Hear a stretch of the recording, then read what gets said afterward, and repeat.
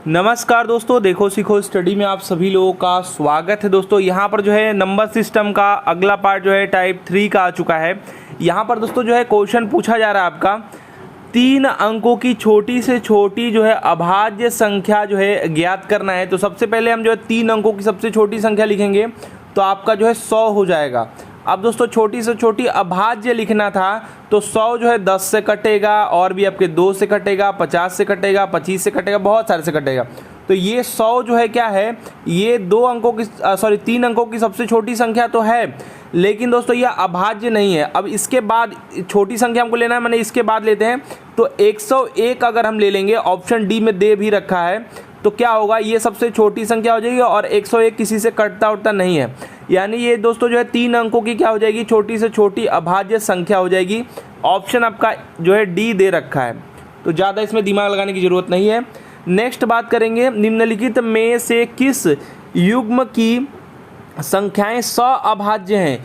कौन सा इनमें से जो कि सअभाज्य है। सअभाज्य मतलब क्या होता है कि दोनों जो है किसी एक से नहीं कटेंगे, मतलब जो है इनका मौसौ निकाल नहीं पाएंगे हम, मौसौ इनका एक ही आएगा। ठीक है, तो यहाँ पर ऑप्शन नंबर ए चेक करिए, यहाँ पर आपका 28 और यहाँ पर 81 दे रखा है, इनका मौसौ नहीं निकलेगा। यही जो है आपकी सअभाज्य संख्याएं हैं। ठीक है, बाकी आप देखिए बी में, देखिए बी में क्या आपका दिया है, 12 और 27 दिया है, ये दोनों के दोनों आपका जो है 3 से कट जाएंगे। ठीक है, और दोस्तों ये 3 से आपके कट जाएंगे, यानी यहाँ पर मौसा इनका निकाला जा सकता है, या फिर जो है कटने वाला संख्या निकाला जा सकता है। सी में चेक करिए तो आपका 21 और यहाँ पर 56 दे रखा है, तो 70 21 यानी 7 से ये सब कट जाएगा, और 7 8 आपका 56 होता है। ठीक है, तो ये भी आपका कट जाएगा। ऐसे ही आप डी में देखिए तो ऐसे ही आपका 36 और जो है 20 दे रखा है, कुछ नहीं कटेगा, तो 2 से तो कटेगा ही, 18 और यहाँ पर 10 दे देगा, तो 2 से ये कट ही रहा है। मतलब यहाँ पर सअभाज्य मतलब ये है कि जो है आपका मौसौ नहीं निकल पाएगा, मतलब यहाँ पर जो है ए बिल्कुल ही सही उत्तर हो जाएगा, ये एक किसी से नहीं कटेंगे। ठीक है, तो यहाँ पर आपका ए राइट आंसर आपका हो जाए। नेक्स्ट बात करेंगे, नेक्स्ट क्वेश्चन है 5 से बड़ी किंतु 18 से छोटी जो है सभी अभाज्य संख्याओं का योग का 1/3 इनमें से किसके वर्ग के बराबर है। मैंने बहुत काम करना है इसमें। क्या है, 5 से बड़ा होना चाहिए और 18 से छोटा होना चाहिए, अभाज्य संख्या होना चाहिए। तो 5 से बड़ा अभाज्य कौन सा होगा, यहाँ पर 6 तो कट ही जाता है, 7 हो जाएगा, 8 नहीं होगा, 9 नहीं होगा, 10 11 हो जाएगा, और 11 के बाद दोस्तों आपका 13 हो जाएगा, 13 के बाद 15 कट ही जाता है, 16 17 दोस्तों आपका हो जाएगा। बस 18 से छोटा रहना चाहिए। तो आपका क्या हो जाएगा, यहाँ पर जो है 17 17 और 7 कितना हो जाएगा आपका, 17 7 आपका हो जाएगा 24 और आपका 11 कितना हो जाएगा आपका, यहाँ हो जाएगा 35 और 13 कितना हो जाएगा, 35 और 13 आपका हो जाएगा 48। अब यहाँ पर 48 इनका योग आ चुका है, मतलब इन सबको हम प्लस किए हैं सबको। ठीक है, सबको हम यहाँ पर प्लस किए हैं, तो क्या मिला हमको, 48 मिला है। अब यहाँ पर देखिए योग हम निकालिए, योग का 1/3 यानी 48/3 यानी 16 3 48 होता है, यानी 16 आ गया। अब आगे देखते हैं, तिहाई इनमें से किसके वर्ग के बराबर था। 16 जो है किसके वर्ग का, किसका वर्ग होता है, 16 जो होता है वो होता है 4 का वर्ग। किसका होता है, 4 का वर्ग, यानी ऑप्शन नंबर यहाँ पर डी राइट आंसर हो जाएगा। ठीक है, ऑप्शन नंबर डी यहाँ पर बिल्कुल ही राइट आंसर हो जाएगा। नेक्स्ट बात करेंगे, क्वेश्चन है निम्नलिखित में से कौन सी अभाज्य संख्या है, कौन सा है जो किसी से नहीं कटेगा। तो दोस्तों कुछ ऑप्शन चेक करिए तो समझ में आ जाएगा। आपका 143 दे रखा है, 143 किससे, ये 11 का करेंगे ना 11 बार तो 121 हो जाता है, और 11 का गुणा अगर 13 बार करेंगे, मैंने 2 बार, और 11 गुणा के 22 इसमें जोड़ देंगे ना, तो यहाँ पर आपका जो है 143 दे देता है, यानी 11 गुणा के 13 होता है। तो ये कहाँ से अभाज्य हो गया, ये तो कटता ही है, यानी ए वाला नहीं होगा। सी वाला चेक करिए, सी वाला दिखाई दे रहा है कि 12 और 3 है, यानी 3 से आपका 3 चौके 12, और यहाँ पर दोस्तों क्या हो जाएगा आपका, यहाँ पर भी आपका कट रहा है ये, तो मतलब ए नहीं होगा, सी नहीं होगा, और यहाँ पर डी में भी दिख रहा है आपको 21 दिख रहा है और 3 दिख रहा है, 70 के 21, यानी यहाँ पर भी आपका 3 से कट रहा है। और दोस्तों ये भी नहीं होगा, यानी ऑप्शन नंबर बी देखेंगे तो क्या दिया है, 173 जो कि किसी से नहीं कटता है, 173, यानी ऑप्शन नंबर बी यहाँ पर सही उत्तर हो जाएगा, बी वाला। नेक्स्ट बात करेंगे 50 और 60 के बीच जो है अभाज्य संख्याओं का योग बताना है। तो 50 और 60 के बीच तो आपका 51 17 17 34 7 51 51 कट जाता है, यानी 51 अभाज्य नहीं है। 53 तो 19 38 29 57, तो दोस्तों 53 बिल्कुल आ रहा है, 18 से कटेगा नहीं, तो 53 आपका एक हो गया। फिर उसका 54 कट जाएगा, 55 भी कट जाएगा, 56 भी कट जाएगा, 57, तो ये 19 38 29 57 19 से ये भी कट जा रहा है, यानी दोस्तों 57 58 59, ये दो ही संख्या होगी जो कि अभाज्य होगी।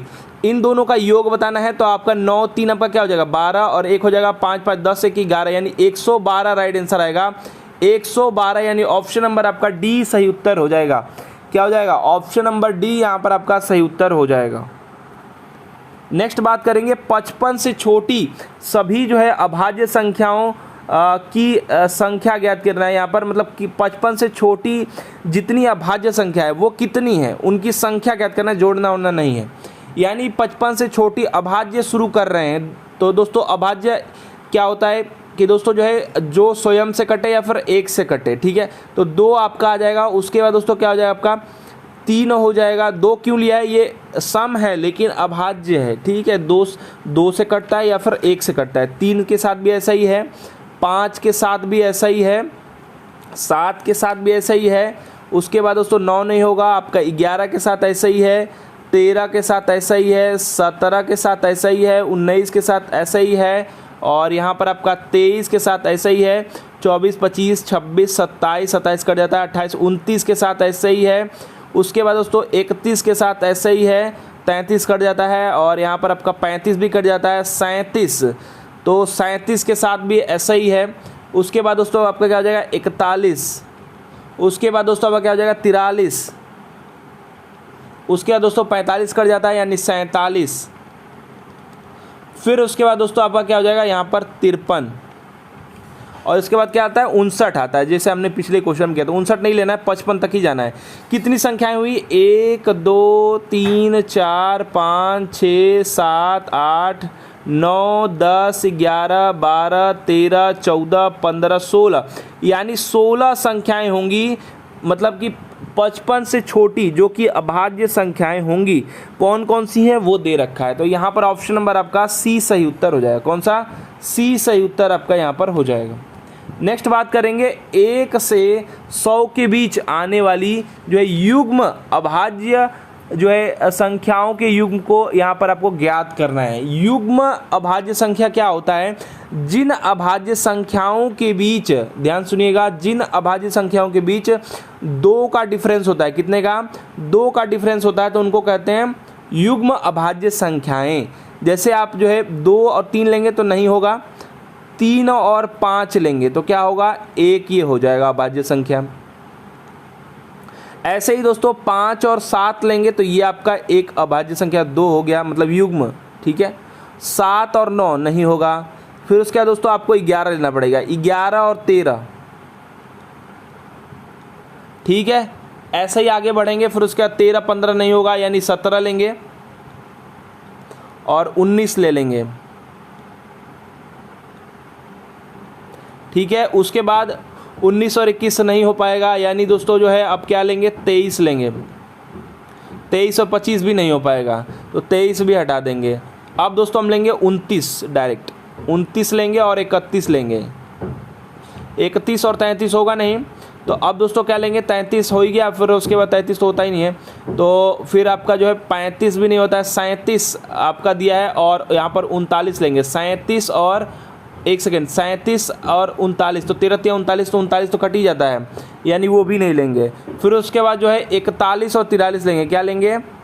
41 और 43 लेंगे, यानी ये 6 युग्म हमको मिल चुका है अभी तक। फिर उसके बाद दोस्तों जो है आप 47 49 कट ही जाता है, तो इसको नहीं लेंगे। फिर उसके बाद आपका जो है 51 तो कट ही जाता है, 53 भी आपका यहाँ पर सॉरी 53 अगर हाँ 53 नहीं कटेगा, तो 53 के बाद आपका 55 भी तो आना चाहिए, युग्म लेना है ना, तो यहाँ पर आपका जो है क्या हो जाएगा? 59 वाला लेंगे, और क्योंकि 61 नहीं कटता है तो यहाँ पर 7 युग्म हो गए। उसके बाद दोस्तों आपका 71 और 73 जो हैं वो नहीं कटते हैं, बाकी दोस्तों आपका सब कट जाएगा, या फिर जो है युग्म हमको नहीं मिलेगा। तो दोस्तों यहाँ पर क्या हो जाएगा? 6 7 और 1 8, यानी 8 जो युग्म हैं जो जिनके बीच जो डिफरेंस आपका जो होगा वो 2 का होगा, और जो है ये क्या होंगे? ये दोस्तों जो है अभाज्य होंगे। ठीक है, तो यहाँ पर आपका 8 ऐसे युग्म बनेंगे, यानी ऑप्शन नंबर जो है बी सही उत्तर होगा। ऑप्शन नंबर बी यहाँ पर सही उत्तर होगा। नेक्स्ट बात करेंगे, वह संख्या जिसके एक और स्वयं के अलावा अन्य गुणनखंड होते हैं। एक और स्वयं के अलावा गुणनखंड हैं, मतलब कि ये जो है भाज्य संख्या है। क्या है? ये गुणनखंड होगा। ठीक है, तो इनको कहेंगे भाज्य संख्या। जब नहीं होता तो अभाज्य संख्या होता है। ठीक है, होते हैं बोला है। ठीक है, तो यहाँ पर ऑप्शन नंबर बी सही उत्तर हो जाएगा। भाज्य संख्या है, गुणनखंड होगा तो कट जाएगा, मतलब किसी और से, स्वयं और एक को छोड़ करके भी। नेक्स्ट बात करेंगे, 20 से छोटी अभाज्य संख्याओं की संख्या बताइए। तो 20 से छोटी कौन कौन सी है? यहाँ पर 2 हो जाएगा, 3 हो जाएगा, उसके बाद 5 हो जाएगा, 7 हो जाएगा, उसके बाद दोस्तों 11, 13, उसके बाद 17, कितने हो गए? और 19 भी आपका होगा। तो 1, 2, 3, 4, 5, 6, 7 और 1 8, यानी 8 यहाँ भी राइट आंसर होगा। क्या होगा भैया? यहाँ भी आपका राइट आंसर जो है 8 ही होगा। 20 से छोटी 8 जो है आपकी अभाज्य संख्याएं हैं 19 तक।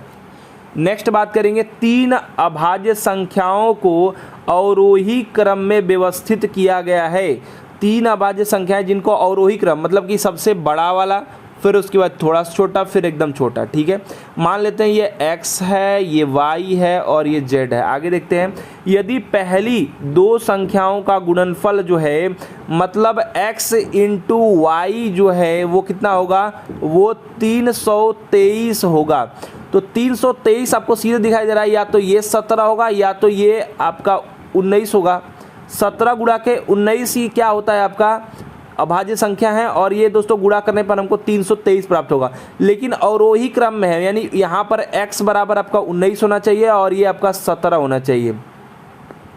यानी x बराबर अगर हम 19 रखेंगे और y बराबर अगर हम 17 रखें, तो दोनों का गुणा जब करेंगे तो हमको क्या प्राप्त हो जाएगा? 323 प्राप्त हो जाएगा। ठीक है, तो ये जब भी ये वैल्यू दे रखा होगा, ऐसा दे रखा होगा कि देखते ही आप बता दें। ठीक है, और अंतिम जो है 2, यानी बताया गया है कि y इंटू जेड बराबर आपका क्या है? 221 होगा।